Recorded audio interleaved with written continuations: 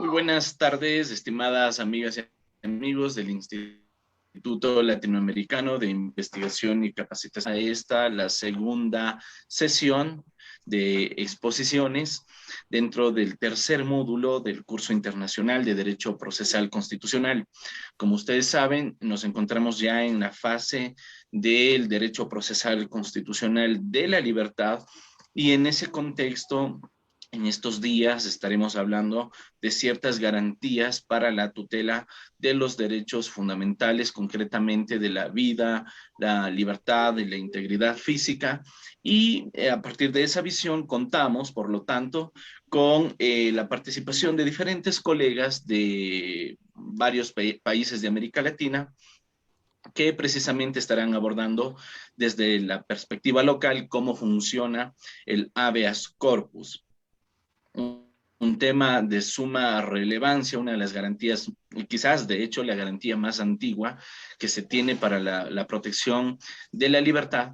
Y precisamente en esta tarde nos acompaña el doctor Edwin Moroco Colque y también nos acompañará la doctora Lisbeth Padilla desde México. El doctor Edwin Moroco nos acompaña en Perú. Él es director de Latin Juris en Perú. Además es licenciado en Derecho por la Universidad Privada del Norte, es especialista en Justicia Constitucional, Interpretación y Aplicación de la Constitución de la Universidad de Castilla-La Mancha. Tiene un máster oficial en Derecho Constitucional por la misma universidad y es docente para el convenio Universidad Privada del Norte y el Instituto Interdisciplinario de Derechos Humanos y Constitucionales, IDHC.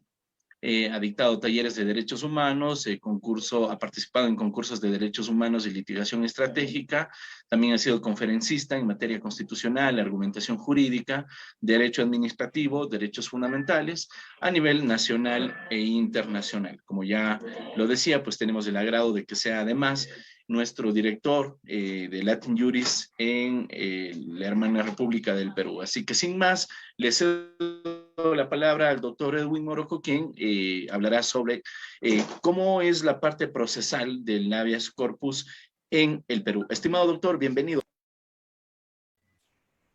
Muchas gracias, doctor Damián Armijo, gran amigo y director de Latin Juris. Muchos saludos también a toda la comunidad jurídica que nos acompaña. En principio quisiera tomarme la oportunidad para poder extenderles mis saludos y especial gratitud por la posibilidad de poder compartir nuevamente con ustedes este foro académico. En los siguientes minutos, en los cuales se nos ha concedido el uso de la palabra, vamos a conversar a propósito de la acción de habeas corpus. Esto, bueno, dado el tiempo también, vamos a conversar algunos propósitos con unas diapositivas que, si me permites, Damián, para poder compartir. Parece la licencia. Listo. A ver. Listo. Bien, genial.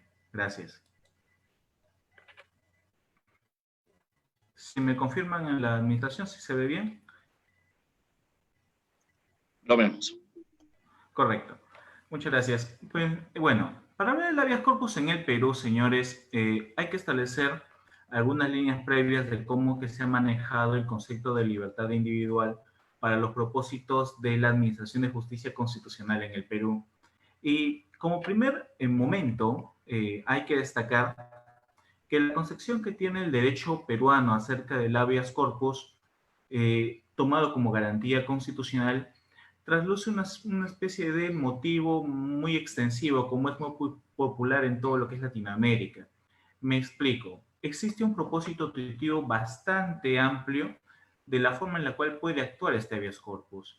La visión tradicional que se ha manejado sobre esta acción de garantía, y como bien refiere el doctor Armijo, quizás una de las más antiguas en su propósito, tenía como finalidad concreta, a propósito del aforismo latino que da origen a la acción constitucional, poner a disposición de la autoridad jurisdiccional, ¿no?, concretamente a la persona de quien se hubiera afectado la libertad individual. Esto es, el propósito objetivo del habeas corpus era poner a disposición del juez, entiéndase juez penal, a una persona de quien se hubiere tomado conocimiento, se hubiere perturbado o en todo caso limitado la libertad individual de tránsito sobre todo. ¿Esto qué involucra? Involucra que en sociedades como, por ejemplo, España, la regulación del habeas corpus tenga como propósito únicamente ello, permitir la comparecencia de la parte ante el juez. Y ahí, una vez puesto a disposición del juez a la persona a través de la autoridad judicial, policial, pues se acabó la finalidad del habeas corpus. No va más allá. ¿Y cuál es la explicación a este sentido? O a esta forma o esta tratativa procesal que mantiene España, por ejemplo. El propósito es concretamente lo siguiente. Una vez que la persona de quien se somete el conocimiento ante el juez es puesta a su disposición, se entiende que es el juez quien va a resolver su situación jurídica. Entiéndase, hay una confianza en el Poder Judicial.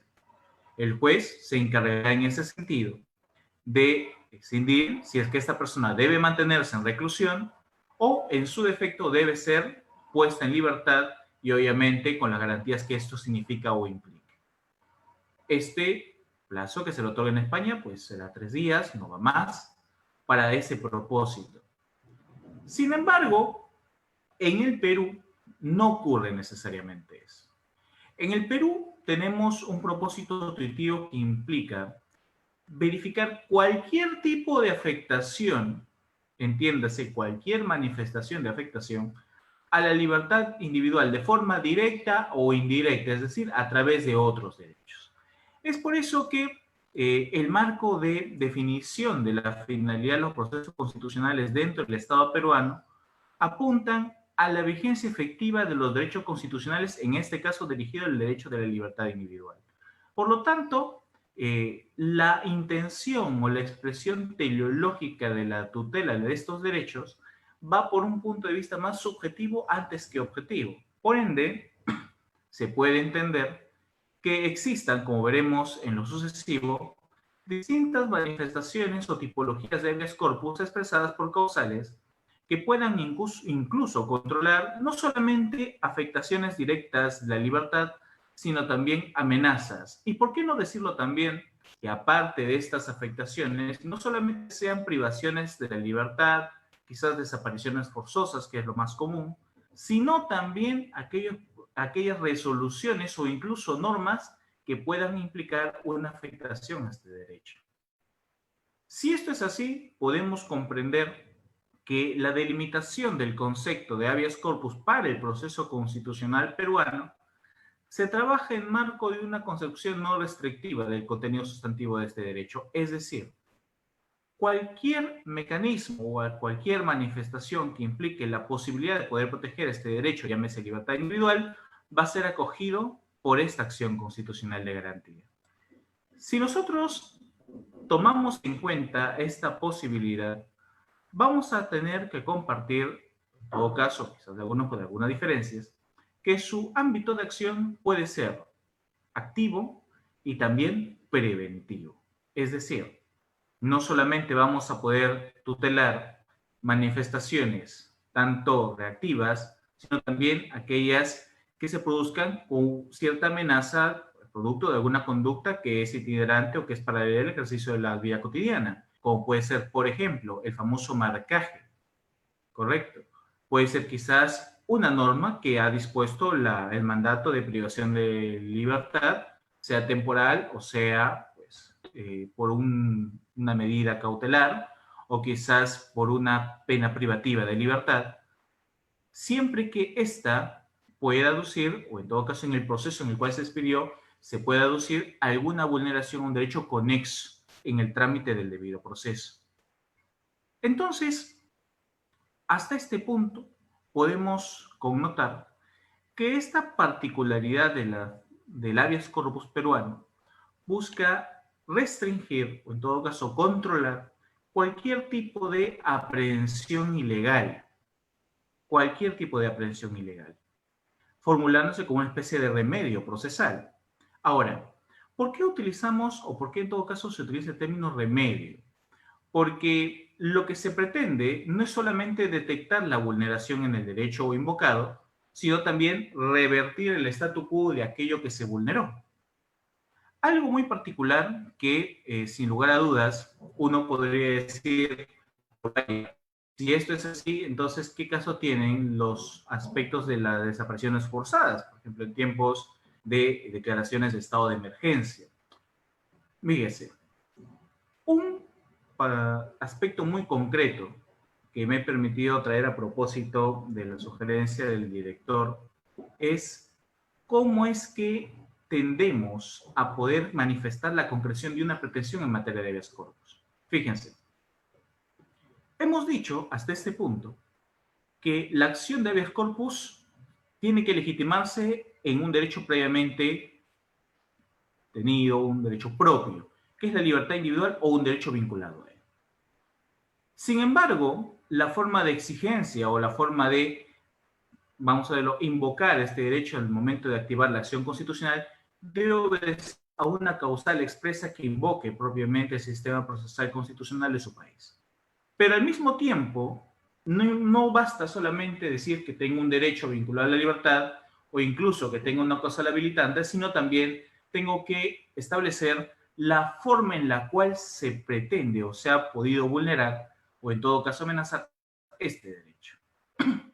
Y según sea el tipo de agravio que usted invoque, sea una vulneración o una amenaza, va a poder establecer el mecanismo de reversión. Muchas personas, cuando establecen una demanda de habeas corpus, quizás se quedan en los 3 primeros pasos y no agotan el cuarto. ¿En qué consiste el cuarto paso? El cuarto elemento que yo considero que debe ser oportuno mencionarse en toda pretensión de demanda de habeas corpus. ¿Cómo se va a restablecer ese derecho fundamental? Y digo esto porque en muchas legislaciones comparadas, incluida la nuestra, existe una causal improcedencia vinculada a la irreparabilidad del derecho invocado. ¿Qué ocurre si ese derecho ya no se puede restablecer o reivindicar? Pongamos el ejemplo de una detención arbitraria. En el marco de una detención arbitraria, quizás por producto de una aprehensión por un efectivo policial de forma indebida, en una carceleta o en una comisaría, según el nombre que usted le mencione en su país, usted puede estar detenido, por ejemplo en el Perú, hasta 48 horas. Esto puede variar de país en país, de 24 a 48 horas, algunos quizás 72. 15 si es un delito de gran interés nacional. Usted salió a la calle, nadie sabe usted, la gente de la familia se está preocupando en su casa, no sabe qué hacer, pero por ahí resulta que un familiar conoce derecho y dice, vamos a hacer un habeas corpus. Pero por ahí un familiar dice, ¿sabe qué? Vaya, quizás ha ido a una reunión social, no nos ha contado, quizás una reunión privada, no hay que molestar. Lo cierto es que le esperan un día, quizás 2 días. ¿Correcto? Se preocupó, no da señales de vida e interpone el habeas corpus cuando se cursa notificación, el oficio, a los posibles lugares, centros de comisaría en la cual esa persona puede estar detenida. Uy, ya salió en libertad. Entonces, ¿de qué vale interponer un habeas corpus cuando el derecho quizás ya no es oportuno o quizás no es revertido? Dos cuestiones son importantes en ese sentido.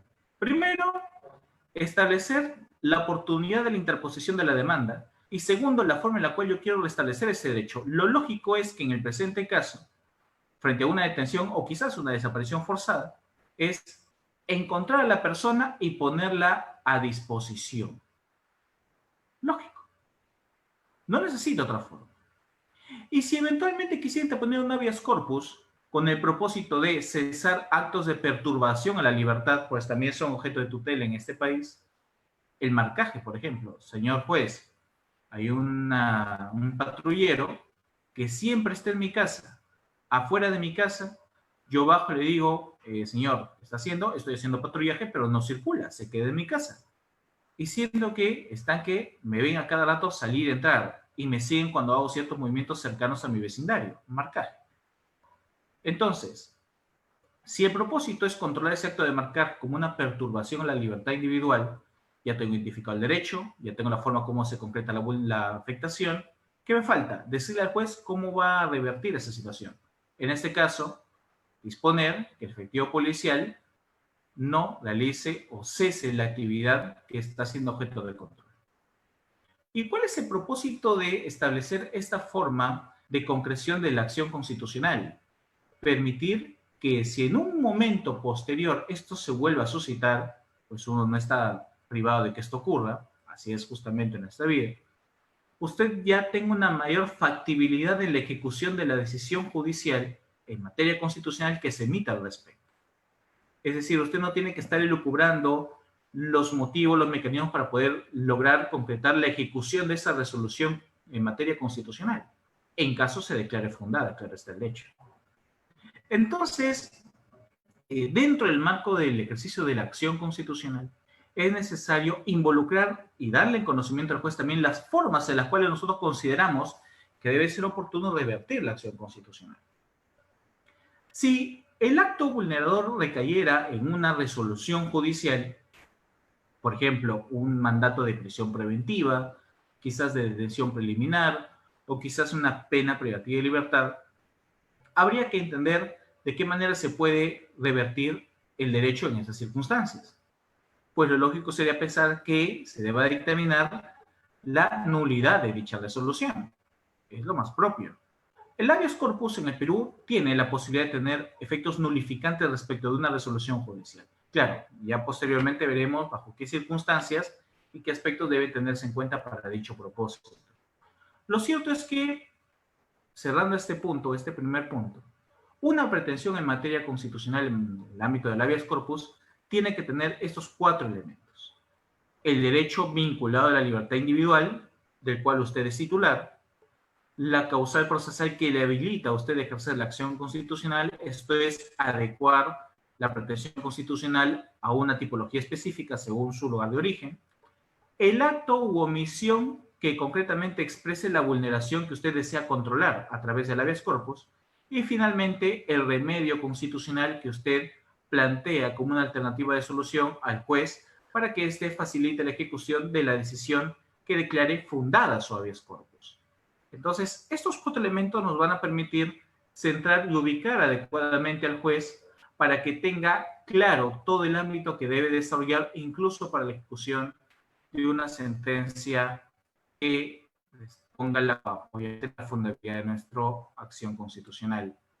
¿Qué es lo que se protege en el Perú a partir del habeas corpus? Pues bien, como hemos dicho, no solamente se tutela la vida como tal, sino también se establecen protecciones respecto a aquellos derechos que se vinculan directamente con la libertad individual.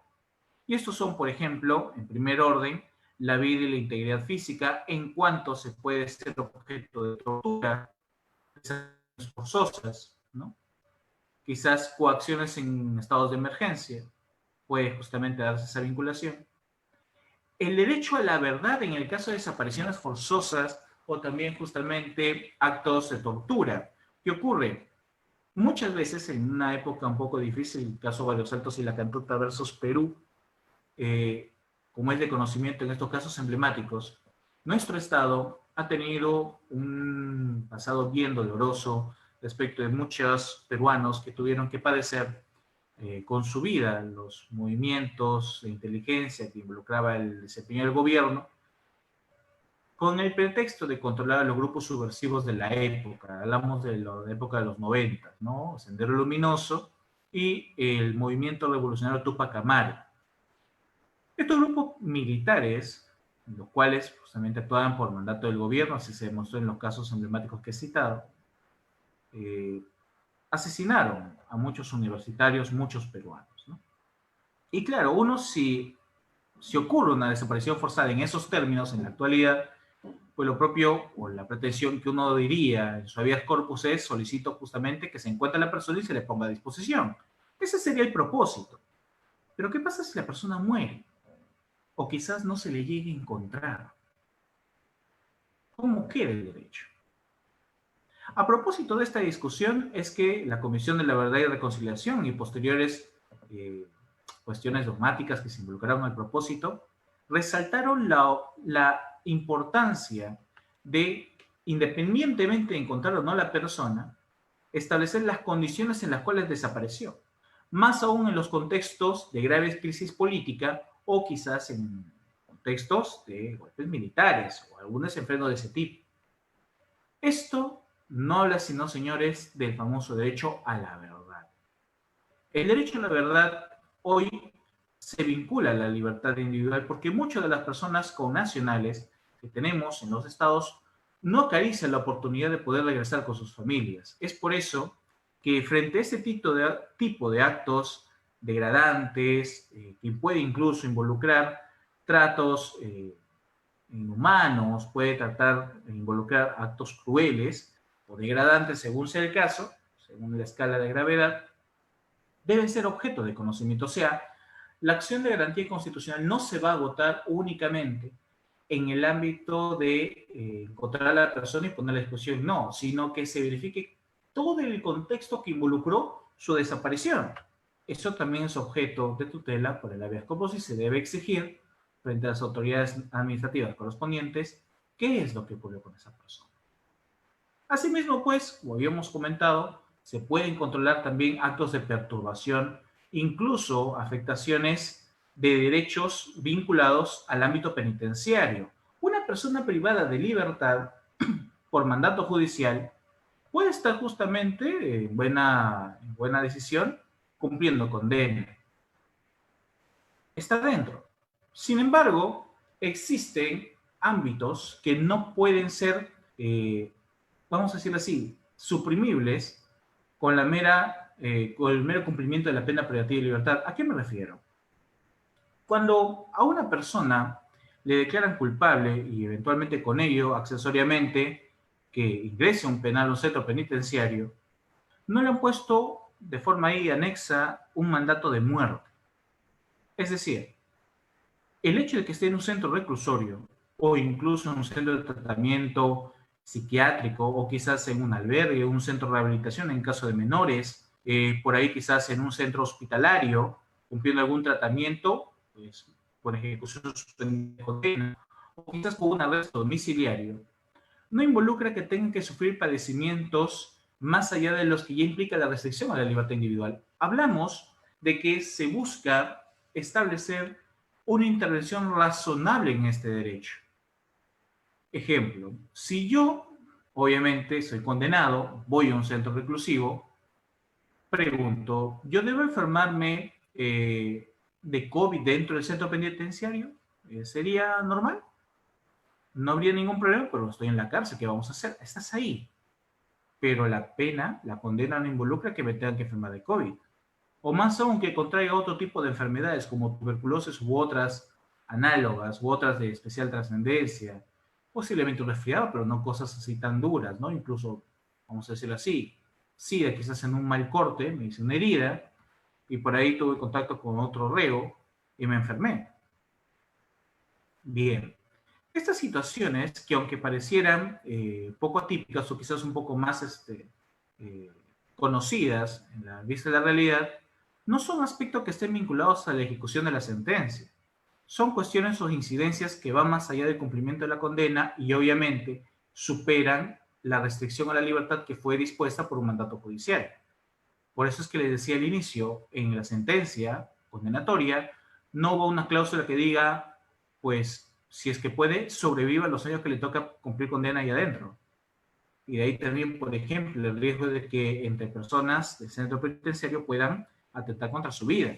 Bien es posible. Pues bien, estas condiciones carcelarias son también controladas y son objeto de tutela por el habeas corpus en el Perú. Entendido que la libertad individual, si bien es cierto, está restringida por un mandato judicial, no es menos oportuno que esta restricción tampoco es absoluta o menos aún es irreversible, sino que entendiendo que la pena privativa de libertad es temporal, pues llámese desde un día hasta 30 años según el modelo que usted tenga, hay la oportunidad de que la persona se reinserte en la sociedad. Entonces, se entiende que debería ingresar en las mismas condiciones, salvo aquellas que producto del tiempo, pues obviamente la vejez, el envejecimiento produzca, ¿no?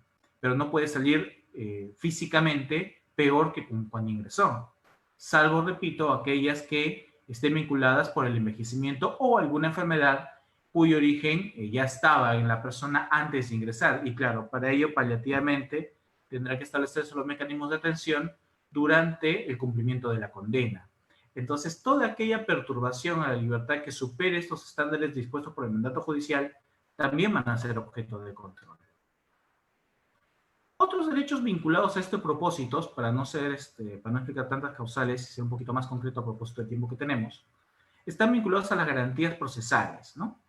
las garantías procesales y también al propósito de las garantías de libre tránsito que tienen tanto nacionales como extranjeros dentro del territorio nacional. Entonces, todo ese tipo de garantías que involucren ese tipo de tránsito a propósito justamente de las grandes migraciones que se han dado producto del COVID, incluso los retornos a los países extranjeros de muchos turistas que tuvieron que afrontar una especie de cuarentena local por esta pandemia que actualmente nos azota a todo el mundo, pues también están protegidas con el habeas corpus. Entonces, hasta este punto, la preocupación central que al menos maneja nuestro sistema de justicia es el examen de la procedencia del habeas corpus. Si quisiéramos hacer una especie de conjunto, una clasificación que podrían proponer aspecto, yo presento la que ustedes tienen a continuación en la pantalla, ¿no? Hay tres grandes grupos en los cuales uno puede concretar la procedencia del habeas corpus. Primero, generalmente los actos que se pueden perennizar en una violencia, en una violación o en una amenaza de un derecho fundamental. Ya hemos dicho poco. Dos, normas expedidas, normas con rango legal, quizás normas de rango administrativo, que puedan perturbar la libertad individual. Las famosas tranqueras dispuestas por mandato municipal, por ejemplo, aquellas rejas que a veces en los grandes condominios se interponen sin autorización de la autoridad de edil, es posible, y que tengan un respaldo municipal o un respaldo distrital, según sea la forma de distribución de la sociedad en sus respectivos países. O también en el caso de resoluciones judiciales, ¿no? En el caso de las amenazas, para quienes quizás no tengan esto en su sistema constitucional, nosotros hemos protegido ambos aspectos, tanto la vulneración, que quizás es la forma más clara de sentirlo, una acción directa que vulnera este derecho con las manifestaciones que hemos citado anteriormente, pues puede ser objeto de control, pero también está el caso de las amenazas y aquí me detengo unos minutos para explicar cómo acreditar una amenaza para efectos de su defensa en el fuero constitucional. Para poder proteger una persona frente a una amenaza, ¿qué debemos tener? Dos cosas, inminencia y certeza. Inminencia, no cualquier acto el tema de la amenaza no es un acto especulativo, ténganlo en claro, o sea, no es que yo diga ante el juez, señor juez, en ese proceso penal me van a sentenciar. ¿Por qué? Porque el juez me tiene cólera. En esta investigación, el fiscal me la tiene jurada, es un vecino anterior, y yo le rompí una ventana y sé que él me tiene cólera desde ese momento y me va a ir mal. O quizás me va a decir, ¿sabe qué, señor juez? Yo estuve, era mi amigo, ahora es mi enemigo, lo traté, en fin, tenemos una enemistad de años, ¿no? No es ese el propósito de la decisión. No hablamos de ese tipo de inminencia. Hablamos inminencia en la ejecución de la restricción de la libertad individual. Más aún si hablamos de norma, de decisiones judiciales, disculpe. Ejemplo, el mandato de detención, de prisión preventiva o de una vez de pena privativa de libertad ya se expidió y está en vías de ejecución. Por ejemplo, el juez ya envió los oficios, están que lo buscan. Todavía no me han detenido, todavía no estoy en la cárcel, pero la sentencia ya se expidió y se va a ejecutar. Esa es una amenaza. Y es inminente. ¿Por qué? Porque ya hay una decisión que contiene el mandato de restricción de la libertad. Pero está en vías de ejecución. Eso es inminencia. Certeza. Insisto, no puede haber especulación en cuanto al conocimiento de esa afectación al derecho fundamental. Tiene que ser un hecho claro y que se pueda definir, que se pueda identificar. En este caso, ¿de qué se tratará? En caso de una resolución judicial, el número del expediente, el número de la resolución, con la cual justamente se establece el mandato judicial, y con ello, pues, las condiciones en las cuales se ha dispuesto esa detención. Entonces, en el caso de las amenazas, el Tribunal Constitucional ha dispuesto que se deben tener por esas aquellos actos en vía de ejecución. Yo no puedo anticiparme incluso a la calificación del juicio. Si recién el proceso penal se inició, digamos, recibí una denuncia, ya me emplazó la Fiscalía o el Ministerio Público para poder dar mi declaración, yo no puedo anticipar desde ese momento que existe una grave posibilidad de que yo vaya arbitrariamente a un centro reclusorio. Difícilmente. Entonces tendría que haber un tópico ahí de orden respecto a la inminencia, ¿no? ¿Cuál es ese grado de posibilidad? No puede ser solamente una conjetura, tiene que tener algún propósito en vía de ejecución.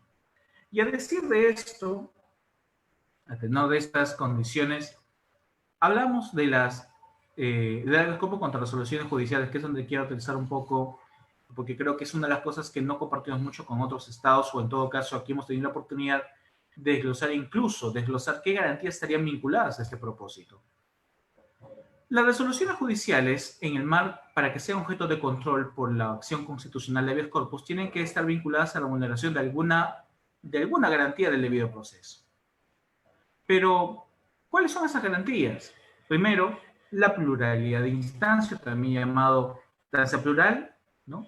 Si alguien me limita el ejercicio de poder impugnar una decisión que involucra una restricción a mi libertad, ya sea de forma temporal con una medida cautelar o de forma casi perenne a través de una pena privativa, estaría incumpliéndose este mandato. He proveído, ¿contra qué resolución tendría que ocasionar? La que me rechaza en el medio impugnatorio. Ahora, doctor, pero quizás ese medio impugnatorio fue un poco ambiguo, un poco oscuro. Recuerden que siempre en los procesos que implican restricción de la libertad, como es el proceso penal, se tiene que dar una favorabilidad al recurso. Ahora, claro, hay cosas que no podremos vencer. Por ejemplo, ¿qué ocurre si el recurso fue interpuesto de forma extemporánea? Ni vuelta a quedar. Ahí son cosas definitivamente distintas, salvo que existan reglas de notificación electrónica. Por ejemplo, en el Perú, cuando existe una notificación electrónica, nosotros damos por notificada a la persona 2 días después de, ¿no? 2 días después de recibido el acto de notificación vía electrónica. Ahora, también existe el término de la distancia. La famosa regla del término de la distancia suma algunos días más según qué tan distante esté la ejecución de esa decisión. Por ejemplo, ¿no? Planteo un habeas corpus, ¿no?, en Trujillo, que está al norte del Perú, y la ejecución es, por ejemplo, en Lima. Entonces, hay una distancia prudente entre estos dos lugares. Entonces, se concede 1 o 2 días más según sea el distrito o la ubicación territorial en la cual tiene que llegar la notificación. Entonces, estos plazos también deben tomarse en cuenta, ¿no? El plazo razonable. El plazo razonable entendido como la posibilidad de expedir una resolución en el tiempo adecuado, según el propósito que se maneja. Incluso hemos tenido la oportunidad de establecer, en cuanto al plazo razonable, el control del habeas corpus para el tiempo de la investigación. Hay investigaciones con el anterior Código de Procedimientos Penales que duraban una eternidad, una barbaridad. 7, 8 años solamente en investigación. Y ya con el nuevo modelo, pues tenemos la posibilidad, en casos muy complejos, de que estos lleguen también a ese mismo plazo, pero claro, las penas privativas son amplias y son de competencia nacional, o sea, son casos bastante complejos. Pero en una investigación por un delito común como hurto, robo agravado, quizás por ahí lesiones, homicidio calificado, los plazos no podrían ser tan largos.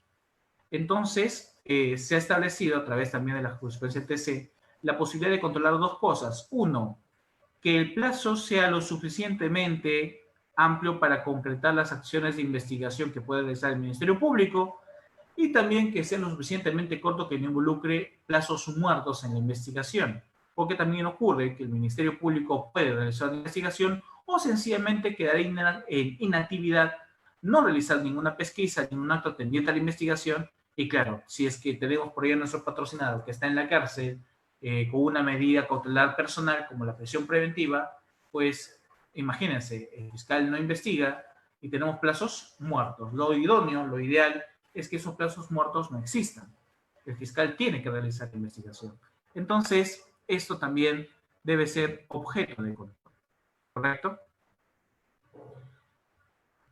Para no alargarnos mucho, porque me parece que el tiempo doctor Damián me indica cuánto tiempo me queda, que hemos estado hablando de bastantes temas. Amigo, tenemos 3 minutos todavía. Ok, tenemos unos minutos más. Llegado a este punto, procede en todo caso vincular. Quisiera recargarme en el derecho a la prueba, porque los otros son garantías un poco más generales. En el ámbito del derecho a la prueba, hay un límite muy concreto. Recuerde usted que el propósito del proceso constitucional de habeas corpus tiene como intención que usted acredite la afectación a un derecho que usted ya tiene.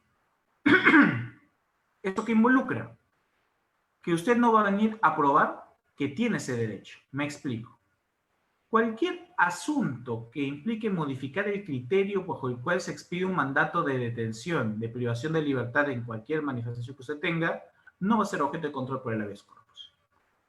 Ejemplo, si usted dice, el señor juez sabe que en esta sentencia me han condenado arbitrariamente. ¿Por qué? No han valorado mis medios de prueba. Este documento lo han valorado mal, debió entenderse esto de acá. Cuidado. Si usted pretende eso con el habeas corpus, va a tener la declaratoria de improcedencia bien puesta. ¿Por qué? Porque el proceso de habeas corpus no involucra una instancia de revisión del fondo. No involucra una instancia de actuación probatoria donde usted va a someter a nuevo examen la inocencia de su patrocinado. Eso no ocurre en el habeas corpus. Pero ¿qué tipo de afectaciones yo puedo discutir a propósito del derecho a la prueba en el proceso constitucional? Puede cuestionar lo siguiente. El juez ha omitido pronunciarse por una prueba que fue admitida al juicio oral. Ejemplo. O el juez, habiendo valorado en el juicio, habiendo sometido a contradictorio, en la sentencia no emitió pronunciamiento sobre esa prueba actuada. O también, el juez ha emitido pronunciamiento sobre una prueba que no fue admitida, que fue rechazada. Entonces, cuando se vulnera el principio de congruencia procesal respecto a la actuación probatoria en cuanto a su admisibilidad o no admisibilidad en el juicio, ahí sí podemos controlar el ámbito del derecho a la prueba. No podemos cuestionar el tema de la revisión del criterio que se formó el juez a propósito de su actuación. No, eso no puede ser objeto de control. Entonces, hay que poner sí ciertos límites en cuanto a la intervención del habeas corpus en esos propósitos. Nosotros, señores, ya he librado justamente este punto, recomendamos lo siguiente, esto como un mensaje a propósito de cómo debería estructurarse una demanda. Luego de la pretensión, hay que asegurarnos que nuestra demanda no incurre en una causal de improcedencia. Algunos podrán decir, doctor, pero eso es trabajo del juez. El juez debe examinar si la mente es improcedente o no. Un buen abogado, incluso un magistrado, no puede darse el lujo de ir directo al fondo sin revisar si es que eso no es una cuestión quizás de revisión de lo ya resuelto en el juicio. O quizás no es quizás una acción que no involucre realmente una afectación al derecho a la libertad individual. Lo primero que hay que asegurar son las cuestiones de procedencia. Y una vez superadas las cuestiones de procedencia, que son cuestiones técnicas, ya no vamos a expresar en qué consiste el derecho invocado, luego la afectación concreta de este derecho, y luego hay que fundamentar por qué consideramos que debe plantearse como remedio la propuesta que nosotros invocamos al juez. En nuestro sistema, para finalizar, como se ha visto de la exposición, tenemos un sistema amplio de tutela. Y obviamente la competencia recae propiamente en el juez penal. Y es de libre competencia a nivel nacional. Cualquier magistrado en materia penal puede asumir competencia en el territorio de la República para poder conocer de un habeas corpus. La apelación pues irá a la sala y, excepcionalmente, mediante el famoso recurso de agravio constitucional, es revisado por nuestro Tribunal Constitucional, quien tiene la oportunidad de pronunciarse. Doctor, finalmente, ¿puede emitir varios habeas corpus si no me dan la razón? La única posibilidad para interponer varios habeas corpus sobre el mismo asunto, porque se hace en el Perú, es cuando no existe un pronunciamiento de fondo. Es decir, si, por ejemplo, en Lima a usted le declaran improcedente en primera y en segunda instancia su habeas corpus, incluso va al tercero y le declaran improcedente nuevo, usted puede interponer nuevamente su habeas corpus donde usted prefiera. ¿Por qué? Porque ha obtenido un pronunciamiento de improcedencia, no un pronunciamiento de infundabilidad. Y el Código Procesal Constitucional al respecto es bien claro. Solamente hay cosa juzgada constitucional cuando existe un pronunciamiento de fondo sobre la acción propuesta. Si es que eso no ocurre, ni vuelta que dar. No va a poder de ninguna manera interponer otra acción. Pero si eventualmente solamente hay un pronunciamiento técnico de improcedencia, quizás formuló mal la demanda, algo se le pasó, puede volver a interponerlo. Condiciones para ejercer esta acción, en el caso de resoluciones, que sea una decisión firme, que haya agotado las vías judicialmente admitidas para ese propósito, primera y segunda instancia, nada más. No tiene que ir a Corte Suprema, porque recuerde que el acceso a la Corte Suprema es un recurso extraordinario, que no en todos los procesos se da. Por lo tanto, basta con que agote primera y segunda instancia para poder interponer una demanda de habeas corpus contra una resolución judicial. Si quiere interponerlo contra un acto, pues verifique el acto concreto que genera la vulneración para que sea el control oportuno del habeas corpus. Eso también es importante. Bueno, sin perjuicio que el tiempo es un poco tirano con nosotros, espero que las reflexiones que hemos podido compartir con ustedes en esta tarde hayan sido de mucho gusto y provecho por cada uno de ustedes, y pues si hay una pregunta, pues con gusto aquí estamos para poder resolverla. Muchas gracias. Muchas gracias, estimado doctor, por su participación. Muy interesante la ponencia. De hecho, hay algunas cuestiones relacionadas con las tipologías del habeas corpus en el Perú que han llamado muchísimo la atención. Y entre otras cosas, justamente tenía esa inquietud de saber si en el caso peruano es posible que a través del habeas corpus se puedan corregir ciertas violaciones procesales, ¿no? Entiendo que han avanzado en cuanto a esa particularidad, a esa opción que se tiene en el Perú, porque en el caso ecuatoriano, digamos, esa es una opción que está posiblemente reservada a la acción extraordinaria de protección, que sirve precisamente para corregir ciertas actuaciones judiciales en el marco de una posible inobservancia al debido proceso que pueda repercutir en la afectación de derechos constitucionales. En ese contexto, doctor, ¿podría a través de un habeas corpus revisarse una decisión jurisdiccional por eventuales violaciones al debido proceso en materia penal?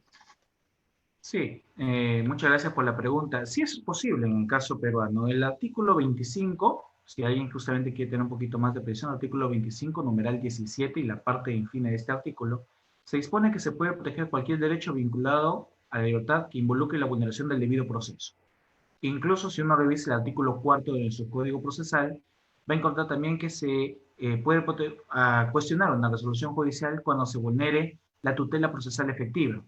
Y a propósito de lo que me comentas, quizás, bueno, hemos citado algunas garantías que se pueden vulnerar, como el derecho a la prueba, la doble instancia, también está el ámbito del derecho de defensa y la debida motivación de las resoluciones judiciales. En cuanto al tema del derecho de defensa, está lógicamente el tema de haber sido debidamente notificado con cualquier resolución que incluso no puede privar la libertad, pero que afecte a la decisión. Por ejemplo, ¿no? El requerimiento acusatorio del Ministerio Público. Me han notificado con el requerimiento, quizás de forma parcial, o quizás no me han llegado a notificar, o me han convocado de forma con muy poco tiempo para una audiencia. Por ejemplo, en el caso de las audiencias de prisión preventiva o de juicio, la notificación tiene que tener un espacio de 3 días hábiles entre la disposición de notificación y la diligencia que se va a suceder. Por ejemplo, si hoy día me notifican, hoy día estamos 9 de marzo, y me van a notificar para la realización de una audiencia, me van a notificar de forma física, el plazo cuenta desde mañana. Me doy por notificado el día 10. Los 3 días de espacio serían 11, 12 y 15 de marzo. Es decir, la audiencia recién podría ser programada el día 16 de marzo. Entonces, estos elementos que están obviamente en nuestro sistema procesal permiten asegurar que la persona que vaya a comparecer a una audiencia donde posiblemente se ponga en discusión algún acto que se vincula a la libertad, tenga la posibilidad de poder asesorarse, preparar su teoría del caso para dichos propósitos. Si esto no se respetara, puede involucrarse la nulidad de esa resolución, la nulidad de la diligencia y todo lo que hubiera resultado como sucedáneo de esta. Todo lo que hubiera sido como sucedáneo de esta actuación se puede declarar nulo. Ahora, en cuanto al tema de la motivación, sí pasa algo muy particular. ¿Qué es lo que la motivación se puede controlar? Porque sí es posible controlar la motivación. Todo lo que no esté vinculando a criterio jurisdiccional puede ser objeto de control en la motivación. ¿De qué tipo de control hablamos? Control formal. Llámese logicidad de las premisas, coherencia narrativa, justificación interna de las premisas. Eso es lo que se puede controlar. Cuestiones derivadas ya a la valoración de las pruebas, como veníamos indicando, pues eso no va a ser. Incluso, para comentarte también, Damián, se puede controlar el ámbito de las decisiones del Ministerio Público. Uno diría, pero vale, si el Ministerio Público tiene una función postulatoria, que es lo que más se comenta, ¿cómo es que las decisiones del Ministerio Público pueden involucrar, ¿no?, una afectación a la libertad individual? Y aquí el concepto de libertad es un poco más amplio, porque miren, si usted comparece o es invitado a un proceso penal en calidad de acusado, se entiende que desde ya usted tiene una restricción a la libertad individual. Porque claro, no va a negar, pero no soy en la cárcel. No, cuidado, es una limitación. a usted se le va a notificar, va a tener que asistir a algunas diligencias, quizás una declaración, quizás por ahí a una reconstrucción de hechos, ¿no? Usted está restringido en cierta manera su libertad individual. ¿Qué pasa si es que en la disposición de formalización de la investigación o una disposición de acusación, el fiscal no es suficientemente claro respecto a su propósito? No es suficientemente claro. No lo ha individualizado. Quizás, como ocurre generalmente en algunos lugares de nuestro país, hace un correlato general de los hechos y dice, los responsables son estas 18 personas. La pregunta es, ¿y dónde está usted?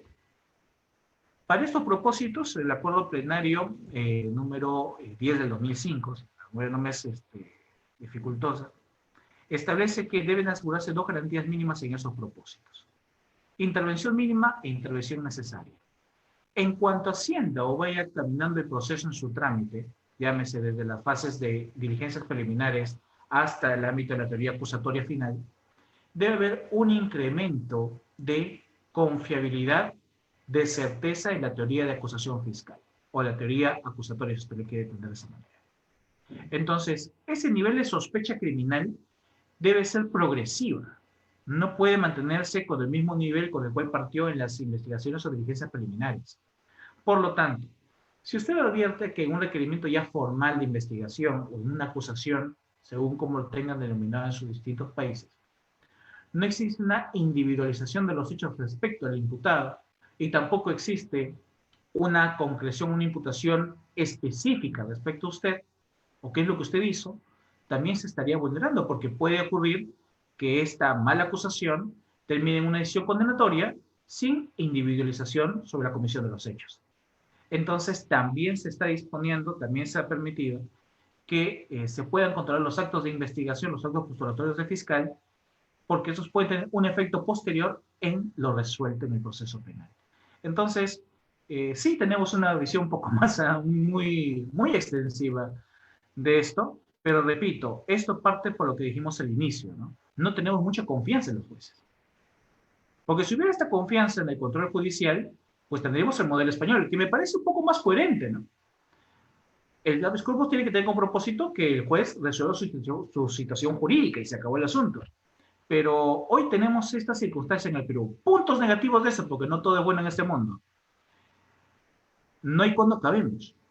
Imagínense, una sentencia, interpone un habeas corpus, llega hasta el Tribunal Constitucional, Dios mediante, sea la única acción que se interponga, no le dan la razón y usted interpone en el Perú, ya lo verán en su momento, un amparo contra habeas corpus. Otra acción constitucional más. Entonces, estos elementos que aparentemente involucran vamos a decir así, un aspecto de bastante garantismo y de tutela, pueden al mismo tiempo socavar lo que en un momento se protege, que es el plazo razonable. Entonces, bueno, son estas cositas lo que hacen quizás típico lo que ocurre en el Perú, pero bueno, es lo que queríamos también compartir con ustedes. Sí, doctor, muchísimas gracias. La verdad, muy interesante.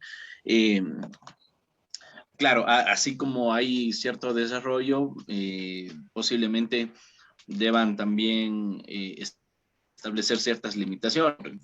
Y comparto, por ejemplo, en el caso ecuatoriano, sería imposible que tras una actuación judicial, por ejemplo, se pueda presentar una acción de protección. O sea, no podría haber una acción de protección frente a lo que se decidió respecto del habeas corpus, ¿no? Precisamente porque las actuaciones judiciales son susceptibles de recursos y si es que afectara derechos constitucionales, se tiene la acción extraordinaria de protección. Pero en todo caso me parece muy interesante el sistema. Por aquí tenemos un colega ecuatoriano que habla del habeas corpus 3.0 para tratar de ir incorporando algunas características del habeas corpus que tienen en el Perú, dado que, pues, digamos, está involucrado más en procesos penales y se entiende que entienden o pretenden emplear el habeas corpus como una garantía idónea para lo que se intenta tutelar, ¿no? Que es la libertad de nuestros defendidos. Estimado Edwin, muchísimas gracias por tu participación. Hay muchísimos comentarios de felicitaciones, de agradecimiento de varios países de América Latina, así que pues esperamos que puedas seguirnos acompañando en futuras ocasiones. Muchas gracias, doctor Damián, por la oportunidad también de compartir y agradezco nuevamente a todos la oportunidad de poder escucharme en estas ocasiones. Sabemos que son momentos un poco difíciles, donde quizás, bueno, no quizás, en realidad es un hecho, la justicia constitucional y el derecho constitucional tal cual tiene hoy un vital protagonismo, ¿no? Hemos tenido momentos donde hemos sufrido cuarentenas y con esto pues algunas medidas quizás exacerbadas por parte del gobierno. Es en estos momentos donde la formación en estos temas recurre con mayor importancia tener que estar vigentes en esto, no solamente con lo que podamos tener en nuestro país, sino también por lo que otros países nos pueden aportar, porque finalmente el derecho constitucional es inmanente a todos los sistemas jurídicos. Desde ya mi agradecimiento, un fuerte abrazo de la comunidad de Latin Juris, y pues si no es esta una última oportunidad, pues nos estamos viendo pronto. Así que desde ya un fuerte abrazo desde Perú. Muchísimas gracias. Hasta luego. Hasta luego, Edwin. Muchísimas gracias a ti.